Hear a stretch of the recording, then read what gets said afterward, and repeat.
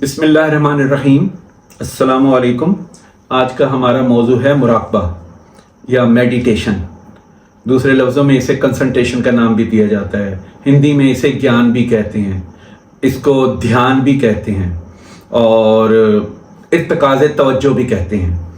ये मुराक़बा आम तौर पे ज़िंदगी के हर हिस्से में इंसानी आदत का एक तरीका होता है।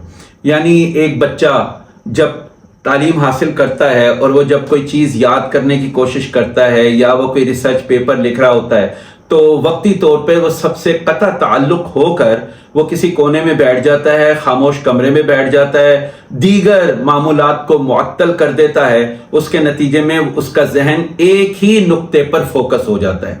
तो हम ये भी कहेंगे कि वो बंदे ने इस वक्त अपने आप को मुराक़बे की कैफियत में रखा है जहां वो रिसर्च वर्क कर रहा है। साइंसदान भी यही करते हैं। जब लेबॉर्ट्रीज में वो काम करते हैं तो उनका पूरी तवज्जो चाहे माइक्रोस्कोप पर हो या टेलीस्कोप के ऊपर हो या जो रेडिएशंस फार्मूले ये वो जो भी चल रहे होते हैं उनके ऊपर उनकी 100% फोकसिंग होती है। उस वक्त वो अपना घर बार भी भूले हुए होते हैं, बीवी बच्चों को भी भूले होते हैं, वो सिर्फ एक नुक्ते पर मरकूज होते हैं। तख्लीक के जितने भी अवामिल हैं उनमें कंसंट्रेशन को अव्वलियत हासिल है। और आपने कभी देखा होगा जो आपकी जिंदगी में सबसे बड़ा रोल होता है वो है पैसा। तो जब पैसा आपके पास हो चाहे कितनी मिकदार हो, जब आप गिनते हैं तो आपने गौर किया होगा कि उस वक्त हर तरफ से तवज्जो हटाकर सिर्फ पैसे के ऊपर फोकस करते हैं, बाकी बातों में शायद इतना नहीं फोकस करते। इंसानी जिंदगी का जो आखिरी मरकज होता है ना वो होता है पैसा, जिसके ऊपर वो फोकस कर रहा होता है। अगर वो सोने के लिए जाता है ना, गोल्ड का खरीदने के लिए, तो 10 दफा सोचता है कि मैंने किसके पास जाना है कि वो प्योरिटी गोल्ड की मुझे दे। तो उसके लिए वो कैसी कैसी रिसर्च और तहकीकात करता है। मुराक़बा तहकीकात का भी दूसरा नाम है। हर तरफ से तवज्जो हटाकर किसी एक ख्याल पर अपनी तवज्जो को मरकूज करने का नाम भी मुराक़बा है। अब मुराक़बा को हम रूह के पॉइंट ऑफ व्यू से लेते हैं कि हम मुराक़बे के अमल के जरिए अल्लाह ताला से किस तरह वक़ूफ़ हासिल करते हैं। तो अल्लाह ताला ने कुरान हकीम में जो सबसे पहली इबादत बयान फरमाई है वो है अस्सलात। अल्लाह ताला ने फरमाया अस्सलात एक ऐसा अमल है, अल्लाह ताला ने फरमाया सलात में खुशू इख्तियार करो। खुशू का ये लफ्ज लिखा है, खुशू का लफ्ज लिखा हुआ है। तो अपनी सलात की हिफाजत करो, ये भी कुरान हकीम में लिखा है। तो हिफाजत करना या खुशू इख्तियार करने का मतलब ये है कि आपके जहन में जब हम सलात कायम कर रहे हैं तो अल्लाह ताला के अलावा कोई और ख्याल हमारे जहन में नहीं आना चाहिए। बिल्कुल इस तरह जैसे अब कोई अदालत में पेश हुआ होता है तो उसकी सारी तवज्जो अदालत की तरफ मरकूज होती है। तो यही चीज यहां पर भी है। और इसी तरह जब आप जंग में लड़ाई लड़ते हैं, आप जब राइफल से फायर कर रहे होते हैं तो आप देखते हैं निशाना कायम करने के लिए आप उस लम्हे को कतई तौर पर इर्द गिर्द से भूल जाते हैं। तो मुराक़बा क्या हुआ? कंसंट्रेशन। अब मुराक़बा को हम रूह के पॉइंट ऑफ व्यू से देखते हैं तो यहां सिंपल सी बात यह है, इंसान 2 हवास का मुरक्कब है। मैंने पिछली स्लाइडों में भी ये बात कही है। 2 हवास से मतलब ये है, एक तो हम इस जिस्म के साथ जिंदगी गुजारते हैं, मादी जिस्म के साथ, लेकिन ये बेदारी की जिंदगी है। मादी जिस्म यानी इस जिस्म की जितनी भी हरकत हैं वो सारी की सारी बेदारी में होती हैं। सोते वक्त यही जिस्म डेड हालत में चला जाता है, सिवाय सांस के कोई और कैफियत नहीं होती। तो जब हम बेदारी की जिंदगी में इस जिस्म को इस्तेमाल करते हैं तो हम इस जिस्म के मोहताज होते हैं।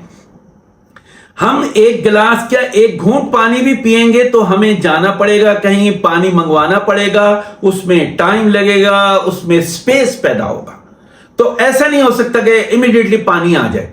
लेकिन जब हम एक और हिस्स की बात करते हैं वो हिस्स है ख्वाब की। ख्वाब की हिस्स हमने देखा जब हमारा जिस्म मुअत्तल हो जाता है तो हम ऐसी कैफियत में चले जाते हैं जहां ख्वाब नजर आता है। और ख्वाब की खासियत यह है कि वो टाइम एंड स्पेस से आजाद होता है। हालांकि जब मैं और आप ख्वाब देख रहे होते हैं तो उस वक्त ये नहीं एहसास होता कि मेरा जिस्म बेड पे मरा पड़ा हुआ है। हम यही सोचते हैं मैं मौजूद हूं। تو یہ جو میں کی موجودگی ہے اس میں ہم اسی جسم سے کھا بھی رہے ہوتے ہیں، پی بھی رہے ہوتے ہیں، محبتیں بھی کر رہے ہوتے ہیں، نفرتیں بھی کر رہے ہوتے ہیں، ہر طرح کے وہ احساسات کر رہے ہوتے ہیں جو ہمیں مادی زندگی میں کام آتے ہیں۔ تو اولیاء کرام اور انبیاء کرام کی تعلیمات کا خلاصہ ہی یہی ہے کہ قرآن حکیم کے ان حواس پر ان کو ابھارا جائے جن کا تعلق خواب سے ہے۔ لیل کا لفظ استعمال ہوا، اللہ تعالیٰ نے جہاں بھی اپنا قربت کا اظہار کیا وہ لیل سے کیا ہے، نہار سے نہیں کیا۔ ان لک فی النہار سبحا طویلا، قرآن حکیم میں سورہ مزمل میں پڑھ لی۔ دن میں تو آپ کو بہت سے کام ہوتے ہیں، یعنی آپ اس وقت اللہ کی اتنی فکر میں نہیں ہوتے جتنے آپ دنیا کے معمولات کی فکر میں ہوتے ہیں، کاروبار ہے، بیوی بچے، بیماری، موت، ملنا جلنا، رشتہ داری وغیرہ وغیرہ۔ لیکن اللہ تعالیٰ یہ فرماتے ہیں قم اللیل الا قلیل، لیل کا مطلب ہے اپنے حواس کو، رات کے حواس کو قائم کریں۔ قم اللیل یہ نہیں کہا سوئیں، لیل کے حواس کو قائم کریں، بیدار کریں، یعنی اپنے ٹائم اینڈ اسپیس کو بیدار کریں۔ ٹائم اینڈ اسپیس کو اپنے اختیار میں لانے کا نام مراقبہ ہے۔ مراقبہ اس کنسنٹریشن کو کہتے ہیں کہ ہر طرف سے توجہ ہٹا کر کسی ایک خیال پر مرکوز کریں۔ تو قبلہ حضرت خواجہ شمس الدین عظیمی نے جو بہت ہی آسان فہم یہ فرمایا کہ وہ یہ فرماتے ہیں کہ مراقبے کا بیسٹ طریقہ یہ ہے کہ ایسے تو بہت طریقے ہیں، ان کے بہت میتھڈولوجی ہیں، لیکن جو عام آدمی کے لیے بہت ہی کامیاب ترین ہے وہ یہ ہے کہ وہ آنکھیں بند کر کے اپنی توجہ ہٹائے اور صرف اس خیال کے اوپر اپنی توجہ مرکوز کر دے کہ میں آسمان کے نیچے بیٹھا ہوں اور آسمان سے ایک نیلی روشنیوں کی آبشار میرے سر میں داخل ہو رہی ہے اور سر سے گزرتی ہوئی میرے دل کے اندر ذخیرہ ہو رہی ہے۔ تو آدمی بس اس میں محو ہو جائے۔ مراقبے کے بارے میں یا تصور کے بارے میں قبلہ عالم نے یہ بھی ارشاد فرمایا کہ یہ نہیں ہے کہ آپ تصویر بنا کے دیکھیں، صرف یہ کرنا ہے کہ اپنے تمام محسوسات کو نیلی روشنی یا نیلے رنگ کی آبشار کی طرف مرکوز کر دیں، اتنا مرکوز کر دیں کہ ہمارے اندر لا کی کیفیت آئے۔ لا کی کیفیت کا مطلب ہے ایک غنوط کسی کیفیت آئے کہ ایک بے خیالی پیدا ہو جائے، ہر طرف سے ہماری توجہ ہٹ جائے گی تو ذہن ایک بے خیالی کی طرف جائے گا۔ اب وہ جب بے خیالی ہوگی تو آپ کے عقیدے کے مطابق وہ نیلا رنگ کا ظہور ہوگا۔ وہ نیلا رنگ بعض اوقات تو کبھی پیسے کی شکل میں آ جائے گا، ظاہر ہے اگر پیسے کا بہت ہی ہوس ہے وہ آئے گا۔ نیلا رنگ کبھی اولاد کے چکر میں آ جائے گا، نیلا رنگ کبھی خانہ کعبہ کے چکر میں آ جائے گا یعنی اس کی شکل میں، نیلا رنگ کبھی مسجد نبوی گنبد خضرا کی شکل میں آ جائے گا، نیلا رنگ کبھی دریا کی شکل میں آ جائے گا، نیلا رنگ کسی اولیاء کرام کی شکل میں آ جائے گا۔ جس طرح کا انسانی زندگی کا عقیدہ اور اس کی ترجیحات ہوں گی اسی طرح اس کا نیلا رنگ آ جائے گا۔ تو اصل مراقبے کا مقصد یہ ہے اپنے آپ کو جب ایک خیال میں مرکوز کریں گے تو بے خیالی کی کیفیت پیدا ہوگی، بے خیالی کے بعد جو کچھ از خود نظر آئے گا وہ مراقبہ کہلائے گا۔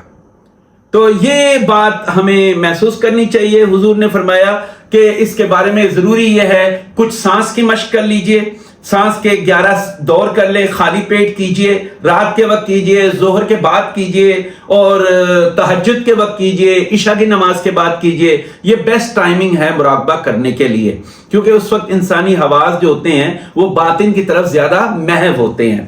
تو مراقبہ کے لیے یہ ضروری ہے کہ اپنے ذہن کو بھی صاف ستھرا رکھیں کہ پہلے درود شریف پڑھ لینا چاہیے یا حی یا قیوم پڑھ لینا چاہیے، کلمہ تمجید پڑھ لینا چاہیے، اس سے یہ ہوتا ہے کہ ذہن کے اندر ایک پاکیزگی پیدا ہوتی ہے۔ تو آئندہ اس کے بارے میں آپ کی طرف سے کوئی کوئری ہو، کوئی سوالات ہوں تو ضرور آگاہ کیجئے تاکہ ہم مختلف نشستوں میں ان کو بھی بیان کر سکیں۔ آپ کا بہت بہت شکریہ، انشاءاللہ پھر ملاقات ہوگی۔